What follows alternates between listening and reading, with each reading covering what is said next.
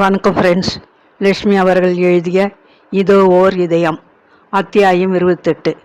திறமை மிக்க வைத்தியன் மரத்தடியில் கூட தன் தொழிலை தொடங்க முடியும். கூட்டு முயற்சியால் சாதிக்க முடியாதது எதுவும் இல்லை. இந்த இரண்டு உண்மைகளையும் சண்முகம் விரைவில் உணர்ந்து கொண்டான். ஷேக் தாவூத்தின் நன்கொடையாக வழங்கப்பட்ட நிலம் மிகவும் பெரிய அளவில் இருந்தது. ஓட்டு கட்டடமாக ஒரு சிறு மருத்துவமனையை கட்ட நிலத்தின் நடுவே அஸ்திவாரம் எழுப்பினார்கள். சண்முகத்திடம் சிகிச்சை பெற்று குணமான பலரில் ஒரு சில கட்டட தொழிலாளிகளும் இருந்தனர்.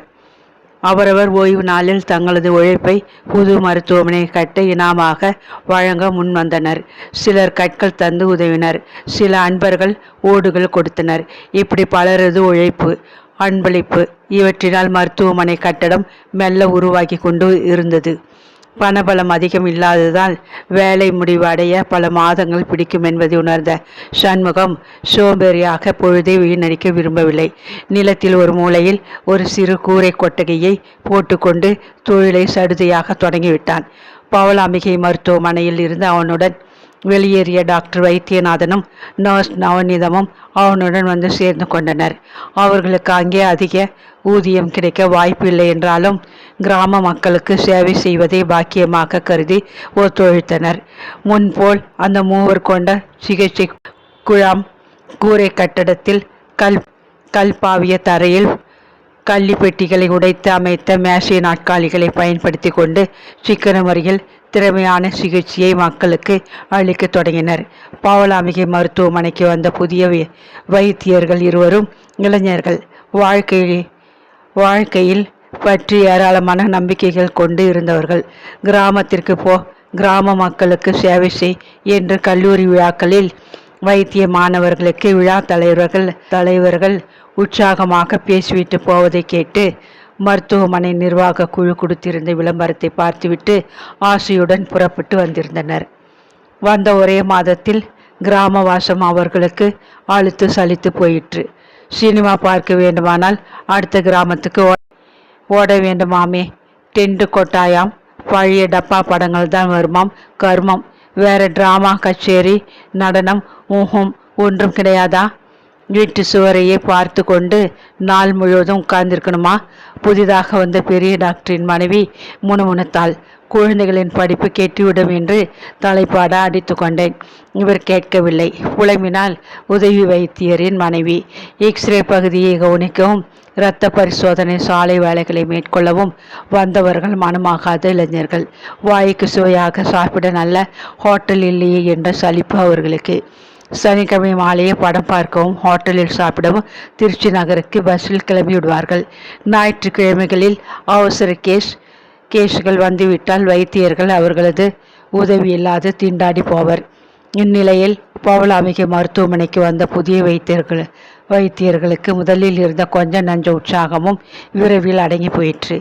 அரபு நாடுகளுக்கு சென்று அள்ளி கொட்டுவதை விட்டு பட்டிக்காட்டில் வந்து பாடுபட்டு ஓடாக தேய்வானேன் என்ற அவரவர் மனைவிமார்கள் வேறு வேப்பிலை அடிக்க தொடங்கினர். வந்த மறு மாதமே புதிய வைத்தியர்கள் இருவரும் தமக்கு அந்த ஊர் ஒத்துக்கொள்ளவில்லை என்று உரிய கால அறிக்கையுடன் கிளம்பிவிட்டனர். போகிறவர்கள் சும்மா போய்விடவில்லை. தாராவின் முயற்சியால் வந்து வேலையேற்ற புதிய வைத்தியர்களிடம் தங்களது கிராம அனுபவங்களை பற்றி கயிறு திரித்துவிட்டு போனார்கள். கிராமத்திற்கு வந்து திறமையுள்ள வைத்தியன் தன் வாழ்க்கையை பாழாக்கி கொள்வது முட்டாள்தனமாகும். கிராமத்து டாக்டர் என்றால் புதை மண்ணுக்குள் காலை விட்டு கொண்டவன் கதிதான். மறக்காதீங்க. அடுத்தபடியாக வந்து இருவரும் சேவை மனப்பான்மையுடன் அங்கு வந்து விடவில்லை. பட்டணத்தில் தக்க இடத்தில் வேலை தேடி அலைந்து கொண்டு இருந்தனர். நல்ல வேலை கிடைக்கும் வரை அந்த இடைவேளையில் பவளமேட்டில் கொஞ்ச காலம் இருந்து பார்ப்போமே என்ற அசட்டை போக்குடன் வந்தவர்கள். அவர்களாலும் அங்கே வேரூன்றி கொண்டு நீடித்து வாழ இயலவில்லை. 6 மாதத்திற்குள் 3 ஜோடி வைத்தியர்கள் வந்து போய்விட்டனர். எக்ஸ்ரே பகுதிக்கும் சோதனை சாலைக்கும் அந்த குறைந்த சம்பளத்திற்கும் யாரும் வர மறுத்தனர். அந்த பகுதிகளை வேறு வழியின்றி மூடி வைக்க வேண்டி வந்தது. முடிவில் தாரா மிகவும் பாடுபட்டு தானே நேரில் சென்னைக்கு சென்று நண்பர் ஒருவர் சிபாரிசின் மூலம் ஒரு இளம் வைத்தியரை தேர்ந்தெடுத்து அழைத்து வந்தாள். முதலில் அவனுக்கு தங்கள் ஊரில் உள்ள அந்த பெரிய மருத்துவமனையை சுற்றி காட்டி பிரமிப்பு உண்டாக்க விரும்பினாள். வயதில் அவளை விட அவன் மிகவும் சின்னவன். வெள்ளை கோட்டு மேல் மாலையாக சோதனை குழாயை போட்டுக்கொண்டு கைகளை முதுகுக்கு பின்னால் இணைத்தபடி மிடுக்காக அவளுடன் மருத்துவமனையின் ஒவ்வொரு பாகத்தையும் பார்வையிட்டான். உதவிக்கு வேறு வைத்தியர் இல்லை. பரிசோதனை சாலை கிடையாது. குழாய்களில் தண்ணீர் சரிவர வருவது இல்லை. மின்விசை கோளாறுகள் உண்டாம். இது என்ன ஆஸ்பத்திரியா, ஆண்டிமடமா? படித்துவிட்ட கர்வம். இந்த பொடிப்பையில் தூக்கி எறிஞ்சு பேசுகிறானே. தாராவுக்கு கோபம் பொத்து கொண்டு வந்தது. ஆனாலும் அவள் பொறுமையுடன் புன்னகைத்தபடி அவனுக்கு எல்லா பகுதிகளையும் சுற்றி காண்பித்தாள். சமீபத்தில் அவள்தான் மருத்துவமனை நிர்வாக குழுவின் தலைவியாக தேர்ந்தெடுக்கப்பட்டு இருந்தாள். நல்ல வைத்தியர்களை தேடி அங்கே அமர்த்தும் பொறுப்பு அவளுடையதாகிவிட்டது. என்ன செய்வாள்?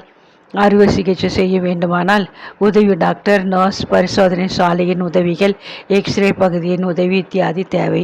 அறிவாள் மனையிலே நான் அறுவை செய்வேன்னு நீங்கள் எதிர்பார்த்தால் அதுக்கு வேற ஆளை பாருங்கள், கடுமையாக கூறிவிட்டு அந்த குட்டி வைத்தியன் தான் ஓட்டி வந்த காரில் ஏறிக்கொண்டு விரைந்து போய்விட்டான். பவுலாமிகை மருத்துவமனையில் வைத்தியர்கள் நீடித்து தங்குவது இல்லையாமே. அங்கே சிகிச்சைக்கு போனால் சீராக்கி திரும்பி வர முடியுமா? விரைவில் நாலா பக்கமும் கதைகள் பரவ தொடங்கின. நோயாளிகள் வருவதும் குறைந்து போயிற்று. இந்நிலையில் மருத்துவமனை எப்படி இயங்கும்? வேறு வகையின்றி 2 ஆண்டு காலத்திற்கு முன் அமோகமான திறப்பு விழா கொண்டாட தொடங்கிய மருத்துவமனையை நிர்வாக குழு தற்காலிகமாக மூட வேண்டி வந்துவிட்டது. கூரை கட்டிடமானாலும் புதிதாக உருவாகி செயல்பட்ட மருத்துவமனையில் மக்களின் கூட்டம் நாளுக்கு நாள் பெருகி வழிய தொடங்கியது. எத்தனையோ இடர்கள், வசதிகள் இல்லாத பயங்கர நிலை. ஆனாலும் அந்த மூவரும் தங்கள் திறமை அனைத்தும் கொடுத்து மக்களுக்கு நல்ல சிகிச்சை அளித்து பெரிதும் உதவினர். புதிய மருத்துவமனை புகழ் வேகமாக பரவியது. தொடக்கத்தில் இருந்த புதிய மருத்துவமனைக்கு சிகிச்சைக்கு வந்தவர்களுக்கு ஒரு சிறு தொகை கட்ட வேண்டும் என்ற நியதியை ஏற்படுத்தினார்கள். இத்தொகை கொடுக்க இயலாதவர்களுக்கு இனாமாக சிகிச்சை கொடுக்கப்பட்டது. தாமே முன்வந்த அந்த தொகையை கொடுத்தவர்கள்தான் நாளுக்கு நாள் அதிகரித்தனர். மருந்துக்கும் நிர்வாகத்தின் செலவிற்கும் போக எஞ்சியதை வைத்தியர்களும் நர்ஸ் சம்பளமாக தமக்குள் பங்கிட்டு கொண்டனர். நாளடைவில் வருமானம் மூவருக்கும் திருப்தி அளிக்கும் வகையில் இருந்தது. சண்முகம் நிறைவும் அமைதியும் பெற்றவனாக இருந்தான். அப்பொழுது ஒரு நாள் பகல், அடுத்த கிராமத்தில் இருந்த நோயாளி ஒருவனை கவனித்துவிட்டு சண்முகம் ஸ்கூட்டரில் வந்து கொண்டு இருந்தான். பவளாம்பிகை கோவில் அருகே ஐயோ என்னை துரத்துறாங்களே என்று கூச்சலிட்ட வண்ணம் ஓடி வந்த சுந்தரம் கல் உண்டு இடறி சாலை ஓரத்தில் மடார் என்று வீழ்ந்து விட்டான். வண்டியை நிறுத்திவிட்டு இறங்கிய சண்முகம் அவனிடம் விரைந்து சென்று அவனை மெல்ல தூக்கி நிறுத்திவிட்டான். முழங்கையிலும் தோள்பட்டையிலும் சுந்தரத்திற்கு சிராய்ப்பு காயம். வலது கால் பெருவிரல் நகம் பெயர்ந்து ரத்தம் கசிந்து கொண்டிருந்தது. அப்போதும் அவன் கையில் பிடித்து கொண்டிருந்த குச்சி மிட்டாயை விடவில்லை. என்னாச்சு? ஏன் இப்படி ஓடி வந்தீங்க தம்பி? சண்முகம் விசாரித்தான். அனுதாபத்துடன் தன் மருந்து பெட்டியை சட்டென திறந்து பஞ்சு கொஞ்சம் எடுத்து கால்விரல் காயத்தை துடைத்து மருந்து போட்டு பிளாஸ்டிக் துண்டுகளால் இறுக்கி சுற்றினான். சிராய்ப்பு காயங்களையும் துடைத்துவிட்டு மருந்து போட்டு விட்டான். அதுவரை பச்சை பிள்ளையைப் போல் குச்சி மிட்டாயை சப்பி கொண்டு அழுதுபடி நின்றான் சுந்தரம். முடிவில் மிட்டாயை கடித்து விழுங்கிவிட்டு குச்சியை தூர எறிந்து கண்களை துடைத்து கொண்டான். காசு கொடுக்காமல் மிட்டாயை எடுத்து சாப்பிட்டேன். கடைக்காரன் நடிக்க வந்து விட்டான். ஓடி வந்தேன்.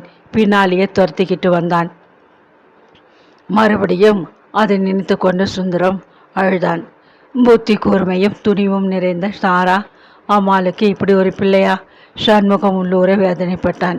நீங்கள் செய்தது தப்பில்லையா தம்பி? அம்மாவுக்கு தெரிஞ்சா கோபிக்க மாட்டாங்களா? அம்மா மட்டும் செய்யலையா? நான் செஞ்சா என்னவாம்? டாக்டர், உங்களை எனக்கு ரொம்ப பிடிச்சிருக்கு. அதனாலே உங்ககிட்ட இப்போ ஒரு ரகசியம் சொல்ல போகிறேன். புன்னகைத்தான் சுந்தரம். அப்படியா? மகிழ்ச்சி, சொல், கேட்டுக்கிறேன். நெருங்கி வந்து நின்ற சண்முகம் மெல்ல சிரித்தான். டாக்டர், நான் விழுந்ததும் தூக்கி நிறுத்தி காயத்துக்கு மருந்து போட்டு பிளாஸ்டரையெல்லாம் போட்டீங்க. நீங்கள் எத்தனை நல்லவர்.